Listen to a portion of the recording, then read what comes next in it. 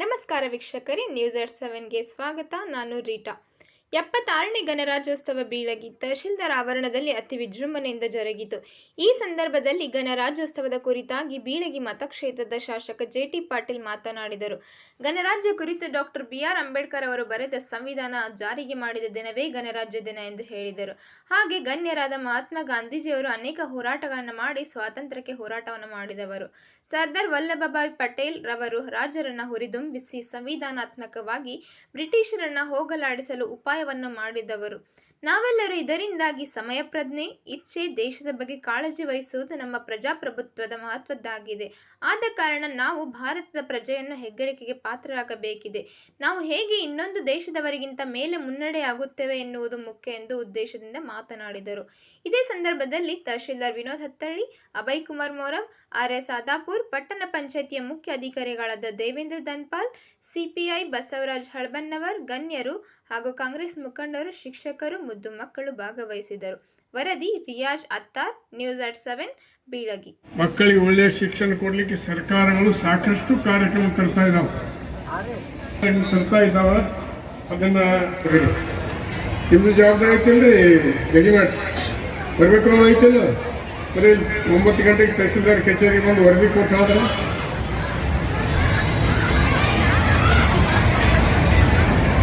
ನೋಡ್ರಿ, 12ನೇ ಶತಮಾನದೊಳಗೆ ಬಸವಣ್ಣವರು ಸರಿಸಮಾನವಾದ ಸಮಾಜ ಕಟ್ಟಲಿಕ್ಕೆ ಪ್ರಯತ್ನ ಪಟ್ಟರು. ಬಸವಣ್ಣವರ ತತ್ವಗಳಿಗೆ ನಾವೆಲ್ಲರೂ ತಿಲಾಂಜಲಿ ನೀಡಿದ್ದೀವಿ. ಅದಕ್ಕಿಂತ ಮುಂಚಿತವಾಗಿ ಬುದ್ಧ ಪ್ರಯತ್ನ ಮಾಡಿದರು. ನಂತರ ಮಹಾತ್ಮ ಗಾಂಧಿಯವರು ಅಹಿಂಸೆ ಮುಖಾಂತರ ಇಡೀ ಜಗತ್ತಿಗೆ ಮಾದರಿಯಾಗುವ ರೀತಿಯೊಳಗೆ ನಮಗೆ ಸ್ವಾತಂತ್ರ್ಯ ಕೊಡಿಸಲಾಗ ಹೋಗಿದ್ದರೆ, ಡಾಕ್ಟರ್ ಅಂಬೇಡ್ಕರ್ ಅವರು ಒಂದು ಅತ್ಯಂತ ಗೌರವಯುತವಾದಂಥ ಸಂವಿಧಾನವನ್ನು ರಚಿಸಲಾಗ ಹೋಗಿದ್ದರೆ, ಸರ್ದಾರ್ ವಲ್ಲಭಭಾಯ್ ಪಟೇಲರು ದೇಶದಲ್ಲಿರ್ತಕ್ಕಂಥ ರಾಜರನ್ನ ಒಗ್ಗೂಡಿಸಿ ಈ ಸಂವಿಧಾನದ ಚೌಕಟ್ಟಿನಲ್ಲಿ, ಪ್ರಜಾಪ್ರಭುತ್ವದ ಚೌಕಟ್ಟಿನಲ್ಲಿ ತರುವುದು ಅಯಶಸ್ವಿಯಾಗಿದ್ದರೆ ನಾವಿನ್ನೂ ಬ್ರಿಟಿಷರ ಆಡಳಿತವಾಗಿ ಇದ್ದೀವಿ. ಇನ್ನು ಲೆಕ್ಕ ಹಾಕಿ ಅನೇಕ ಒಳ್ಳೆಯ ಕೆಲಸಗಳನ್ನು ಬ್ರಿಟಿಷ್ ಬಿಟ್ಟು ಹೋಗಿದ್ದಾರೆ. ನಮ್ಮನ್ನು 200 ವರ್ಷ ಆಳಿರಬಹುದು. ಅವರು ಅನೇಕ ಒಳ್ಳೆಯ ವಿಚಾರಗಳನ್ನು ಸಹಿತ ಬಿಟ್ಟು ಹೋಗಿದ್ದಾರೆ. ಮೊದಲೇದಿರುವುದನ್ನು ಸಮಯ ಪ್ರಜ್ಞೆ, ಎರಡನೇದಿರುವುದು ನಮ್ಮಲ್ಲಿರುವಂಥ ಇಚ್ಛಾ ಕೊರತೆ, ಆನಂತರ ದೇಶದ ಬಗ್ಗೆ ಇರುವಂಥ ನಿರ್ಲಕ್ಷ್ಯ ಭಾವನೆ, ಇವೆಲ್ಲವೂ ಸಹಿತ ನಮ್ಮ ಪ್ರಜಾಪ್ರಭುತ್ವಕ್ಕೆ ಮಾರಕ ಹಿನ್ನಡೆ ಅನ್ನುವಂಥ ಮಾತನ್ನು ಹೇಳ್ತೀವಿ. ಕೇವಲ ನಾವು ಸರ್ಕಾರದ ಫಲಾನುಭವಿಗಳಾಗಬಾರದು,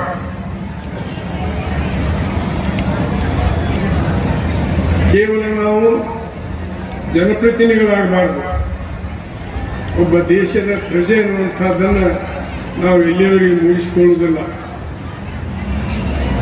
ನಾವು ಎಲ್ಲಿಯವರೆಗೆ ಆಚರಣೆ ತರೋದಿಲ್ಲ, ಇದೆಲ್ಲನೂ ಶೂನ್ಯ ಅನ್ನುವಂಥ ಮಾತನ್ನು ಹೇಳ್ತೀನಿ. ನಾನು ಶೂನ್ಯ, ಬಹಳ ಖೇದದಿಂದ ಹೇಳಿಕತ್ತೀನಿ.